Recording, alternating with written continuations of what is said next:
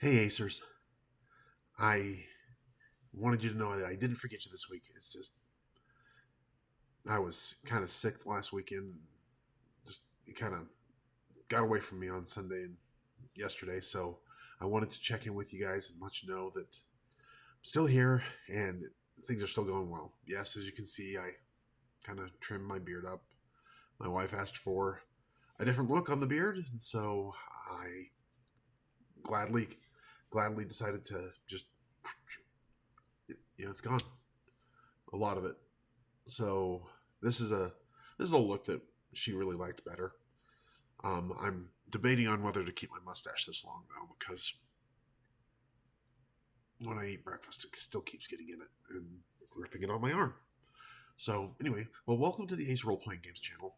This is the channel that's official for the Ace Role Playing Game clubs, and we are a group of clubs that we get together once a week and we play role playing games.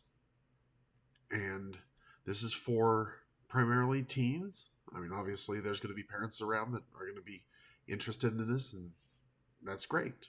But this is for you guys, the teens, the the group that are going to be gaming in the future.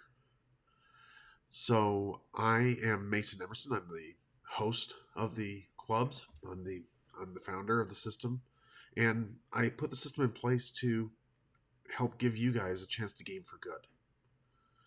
So, with that, I wanted to just, first of all, just thank you all for coming in and tuning in every week and catching up with me as I do these irregular ace reports. Um, as far as gaming went last week, it wasn't as busy as the week before. um, but I got mentioned on a podcast, and I'll link their Spotify down here in the bottom, and you can get them on any other podcatcher as well.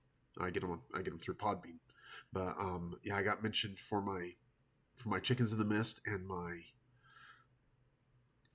plans for or in my other game of Harvey's Heroes. Now, Harvey's Heroes is the one I'm running first at the upcoming SaltCon in March. So, hey, Acers, if you're in the Salt Lake City area and you can make it up to Davis County to join me at the SaltCon, it would be great to have you there. I'm going to be running Harvey's Heroes and um, then the Effervescent Chickens in the Mist. And then I'm going to run Moon at the Edge of Oblivion and Teen Crush. So Teen Crush will be kind of a fun one.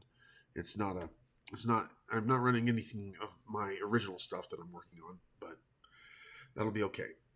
I will be running actually Dark Days of Neverland at the end of this quarter, so in March, on the 30th at Mythos Games, I will be running Dark Days of Neverland there. And then but that's going to be for the grown-ups. So, you know, you got to be 16 or up to come to that one.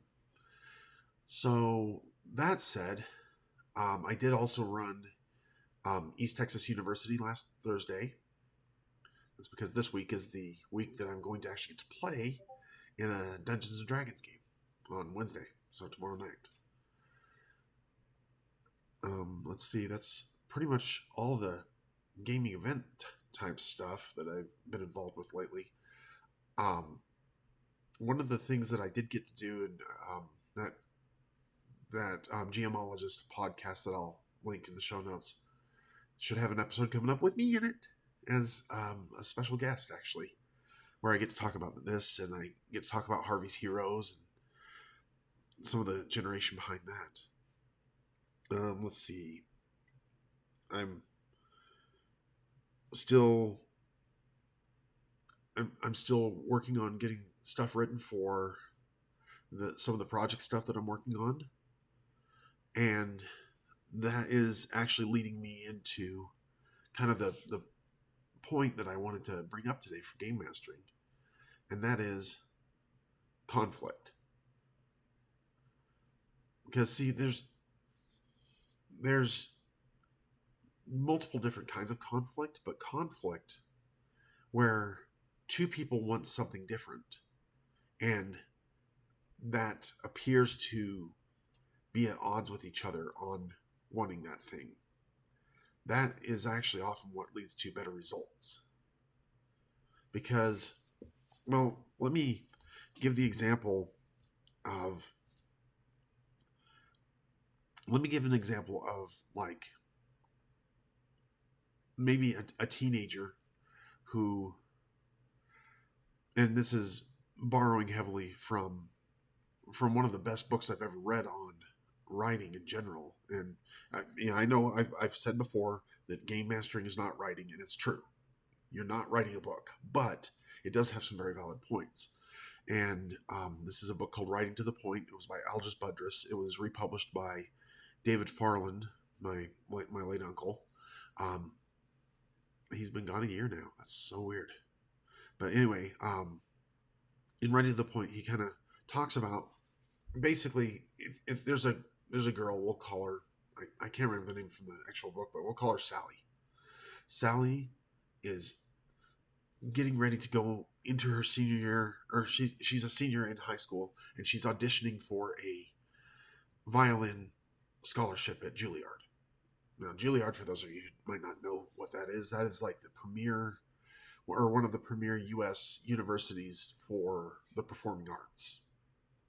Madonna went there, and so did Robin Williams, and so did, um, I think, I think, or,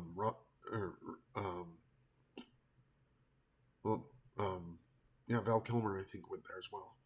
But anyway, there's been some really big names that went to Juilliard, and you'd recognize them if you just look up who they are, some of their alumni are. They're amazing people. But anyway, so let's say we have Sally, and she wants to go to Juilliard, and she is going to make it to. She needs to audition for the scholarship advisor for Juilliard.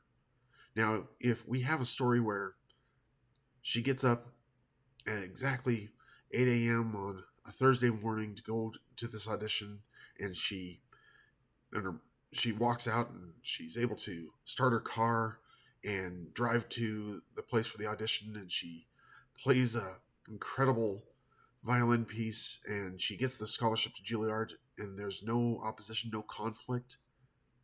It's kind of a boring story.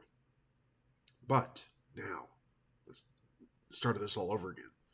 First of all, the night before, the hot water pipe busts in the house. So now that the hot water pipe is busted in the house, her parents have to scramble, and she has to stay up really late the night before as she's trying to help get things out of the flooded basement and wait for the plumber to come in and fix it.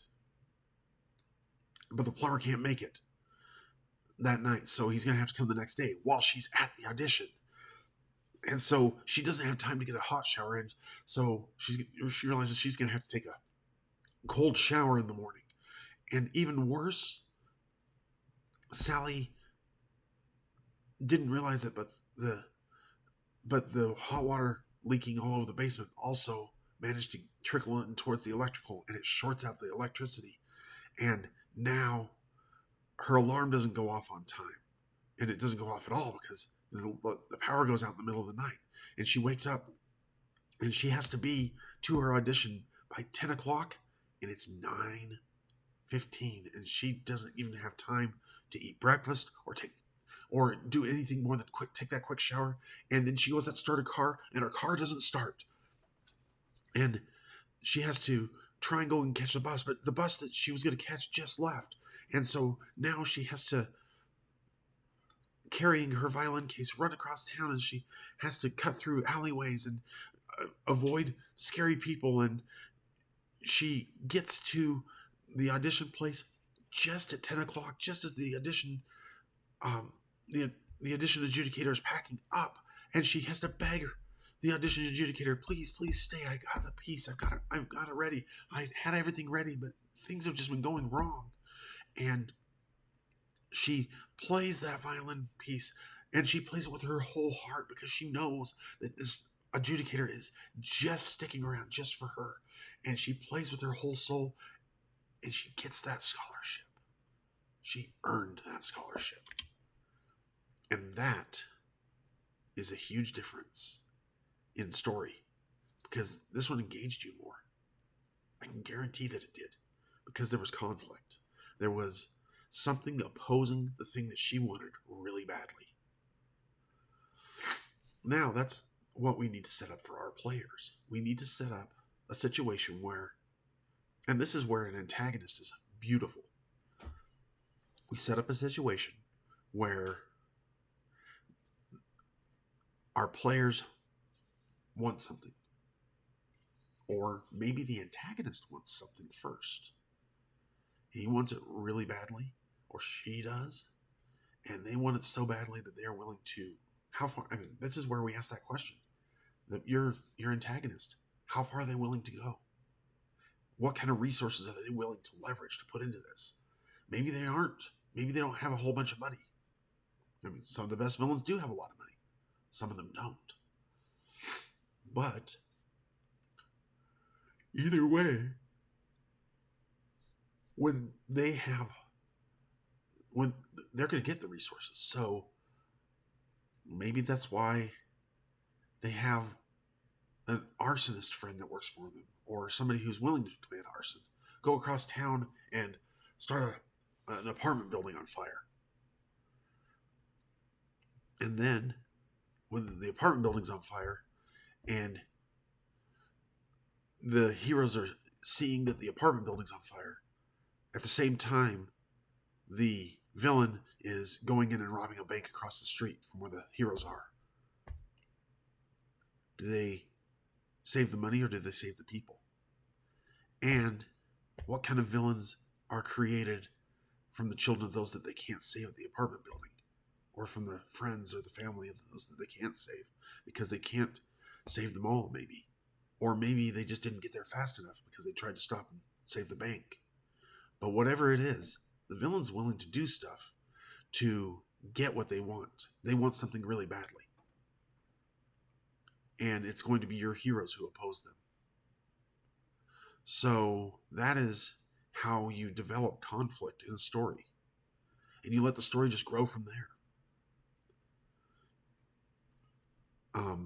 If you haven't got a copy of it, Play Dirty by John Wick has some awesome stuff in it. I think I've linked him before.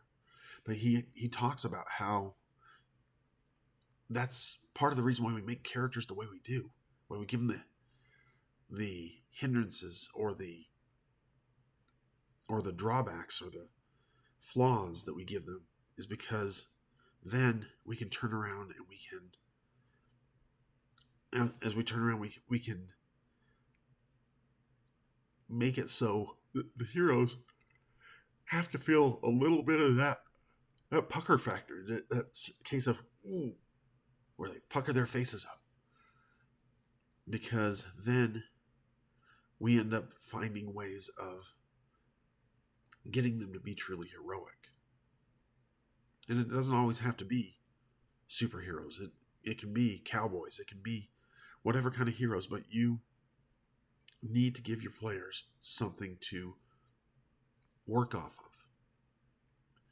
So that is my advice for today, is give them some conflict. Otherwise, I will say thank you all for tuning in. Remember that I do love you, and I'm grateful for you. And somebody out here does love you, and you're good, and it's good to have you in this world.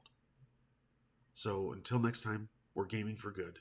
This is Mason Emerson with Ace Role Playing Games. Have a good one.